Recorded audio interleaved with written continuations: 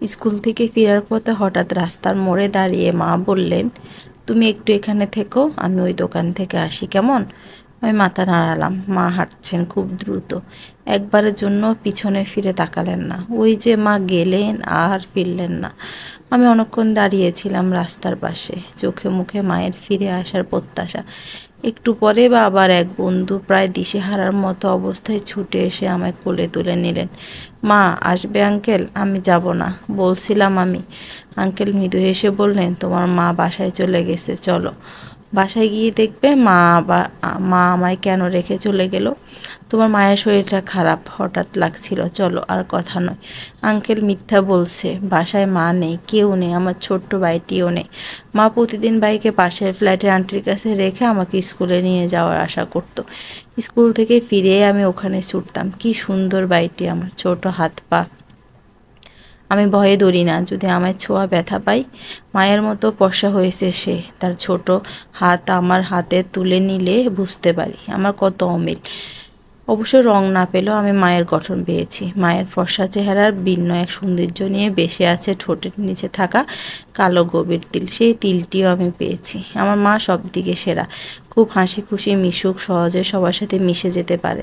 তিনি যেভাবে আমায় কোলে নিয়ে গল্প শুনিয়ে ঘুম পাড়াতেন, তেমনি আমি কখনো মন খারাপ করলে নেচে গিয়ে খুব হাসাতেন। মা সবসময় নতুন নতুন রেসিপি শিখতেন আমার জন্য। বিকেলে যখন আমি বাসায় সামনে থাকা মাঠে খেলতে যেতাম, মা তখন সেদিকে তাকিয়ে থাকতেন অপলকভাবে। এক পলকের জন্য আমাকে চোখের আড়াল করতেন না। মাকে আমি কখনো মন খারাপ করতে দেখিনি, কোনো কিছুতেই যেন তার মন খারাপ হয় না, রাগও নেই। মাঝে মাঝে বাবার সাথে জানি চাপা স্বরে কী সব কথা বলতেন। বাবার সাথে সাথে চিৎকার করে উঠতেন। কখনো রাতে ঘুম ভেঙে গেলে দেখতাম মা ফুপিয়ে ফুপিয়ে কাঁদছেন। আমি একটু নড়তে মা চুপসে গিয়ে পরম মমতায় হাত বুলিয়ে আমার মাথায়। আমি তখন গভীর ঘুমে তলিয়ে যেতাম। বিকেল হয়ে গেলে মা ফিরলেন না। নানি আর মামা আসলেন বাসায়। বাবার মুখে শক্ত হয়ে আছে। বৈঠক করে তারা একসাথে বসার পর খালা আমাকে নিয়ে অন্য করে চলে গেলেন। তারপর তাদের মধ্যে কি কথা হলো তা শুনতে পেলাম না, শুনলেও হয়তো বুঝতাম না। বয়স আমার ছিল 5 বছর। সিদ্ধান্ত হলো আমি নানির সাথে চলে যাব। কয়েকদিন বেড়ানোর পর বাবা আমাকে নিয়ে আসবে। বাবাকে বললাম আমি কিছুতেই যাব না, মাকে ছাড়া থাকবো না। নানি তখন বললেন, মা না নাকি তাদের বাড়িতে? আমি আগেই চলে গেছি আমাকে চমকে দেওয়ার জন্য। প্রশ্ন করলাম, ভাইও কি মায়ের সাথে আছে? বাবার মুখটা কেমন বিষণ্ণ দেখালো। পরক্ষণে স্থির কণ্ঠে বললেন, হ্যাঁ মা, তোমার ভাইও ওখানে আছে, চিন্তা করো না, কয়েকদিন পর আমরা আবার একসাথে থাকবো। নানির হাত ধরে চলে এলাম নানা বাড়িতে। উঠান থেকে মা মা বলে চিৎকার শুরু করলাম। মা বেরিয়ে এলো না। ঘরে ঢুকিয়ে দেখি মা নেই। সবাই আমাকে মিথ্যা বলেছে, মা কোথাও নেই, বাড়িটিও নেই। খালা বুঝলেন তোমার মায়ের মন ভালো নেই, কয়েকদিনের জন্য বেড়াতে গেছে, তাড়াতাড়ি ফিরবে। আমিও জিজ্ঞেস করলাম, তবে কেন আমাকে নিল না? আমার প্রশ্নের কোনো উত্তর পেলাম না। মা কি আমাকে পছন্দ করতো না? কেন? এটা তো কখনো মনে হয়নি। মা আমাকে অনেক ভালোবাসতো, আমি এটা বিশ্বাস করি। তবে কেন আমার সাথে এমনটা করলো? কেন চলে গেল? আমি ঘুমাতে পারি না, খেতে পারি না, খেলতে পারি না, হাসি খুশিভাবে থাকতেও পারি না। প্রতিদিন দিন যেন চলে আমার মাকে ঘিরে। খালামণি আদর করে মুখে তুলে খাইয়ে দেন, চুলে বিলি কাটতে কাটতে ঘুম পাড়ানোর চেষ্টা করেন। কিন্তু আমি যে তার স্পর্শ, মায়ের ছোঁয়া পাই না। আমার মায়ের গন্ধ তো এমন না। মা কখনো আমায় বকেননি, তবে কেন খালামণি শুধু শুধু আমার মায়ের মতো হওয়ার চেষ্টা করেছেন। খালামণির মুখের দিকে তাকালেও আমার রাগ হয়। আমার মায়ের ফর্সা মুখে সবসময় আনন্দের ঝিলিক ছড়িয়েছিল, ঠোঁটের কোনো সবসময় হাসি লেপটে থাকতো। কিন্তু খালামণি রুক্ষ কঠোর, একটু ভুল করলেই ধমকে উঠে। এমন ডাইনি হয়ে সে কি আমার মা হতে পারবে? দিন যত গেল মায়ের প্রতি জমে থাকা অভিমান পাহাড়ের রূপ ধারণ করলো, কিন্তু তবুও যেন চোখের পানি শেষ হয় না।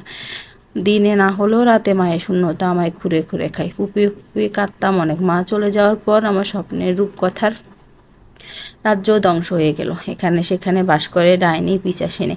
6 মাস নানা বাড়িতে থাকার পর একদিন বাবা আমার নিতে এলেন। আমার বাবার মুখ উজ্জ্বল, যেন অনেক কিছু ফিরে পেয়েছে। হাসি খুশিভাবে বললেন, চলো এখান থেকে, এখানে আর থাকতে হবে না, তোমার মাকে দেখবে। আমি সেই মুহূর্তের মধ্যে আমার সবটুকু আনন্দ উল্লাস ফিরে পেলাম। কদিন পর মাকে দেখবো ঠিক করলাম। মায়ের সাথে কথা বলবো না, খুব রাগ দেখাবো। বাবার সাথে বাসায় চলে এসে দেখলাম অপরিচিত একজন মহিলা। বাবা বললেন, ইনি হলেন তোমার নতুন মা। আমারও একটু বিশ্বাস হলো না, মায়ের সাথে কোনো মিল নেই। মা কত সুন্দর আর ইনি কালো। মায়ের মুখে হাসি থাকতো আর ইনি যেন হাসতেই জানেন না। বাবা আমাকে রেখে কাজে চলে গেলেন। আমি বলে উঠলাম, তুমি আমার মা না। আমার মা অনেক সুন্দর ছিল। মহিলা বলে উঠল, তুই যে আমার মেয়ে এটা বা কে মানছে, শয়তানের ছা। আমি হকচকিয়ে দৃষ্টিতে তাকিয়ে রইলাম। মহিলাকে দেখতে খুব ভয় করছে, তার দৃষ্টি যেন আমায় গিলে খাবে। এই তো রূপকথা ডাইনি না তো, সে যে মানুষটার রূপে আছে। মহিলা ফিসফিস করে বললেন, এত ডং এখানে চলবে না, তোর মা আরেক বেড়ার সাথে পালিয়ে গেছে। সুন্দরী তো, তাই নিজের কালো জামাইকে পছন্দ হয়নি। তোর মা ভালো না, দেখ তোরও কিন্তু তিল আছে, মায়ের মতো অনাহিকের হাত ধরিস না, কপাল পুড়বে। আমি তার কথা একটু বুঝতে পারলাম না, তবে এতটুকু বুঝলাম মা নাকি চলে গেছে। না, আমার বিশ্বাস হয় না। মা বাবাকে অনেক ভালোবাসতো। আবার আমার মা কখনো আমার বাবার রং নিয়ে কথা বলেনি, তাদের কোনো ঝগড়া হয়নি। তবে কেন এমন হলো? বাবা সবসময় বলেন ইনিই নাকি আমার মা, কিন্তু কখনো আমি তার মধ্যে মা খুঁজে পাইনি। আমার মা কখনো গায়ে হাত তোলেনি। মা থাকাকালীন সময়ে বাবাও কখনো আমায় বকেনি, কিন্তু এখন বাবা অল্পতে আমার উপর রেগে যায়। প্রায় নতুন মায়ের হাতে প্রতিদিন মার খাওয়া ছিল আমার রুটিন।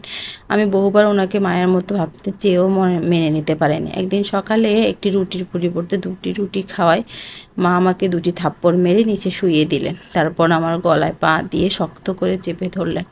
আমি নিঃশ্বাস নিতে পারলাম না। চোখ বড় বড় করে তার দিকে তাকিয়ে বুঝলাম চলবে। দ্বিতীয় পর্বগুলো দেখার জন্য আপনাদের অনুরোধ করা হলো। ছোট্ট গল্পটি যদি ভালো লেগে থাকে, please subscribe my channel, like, share and comment.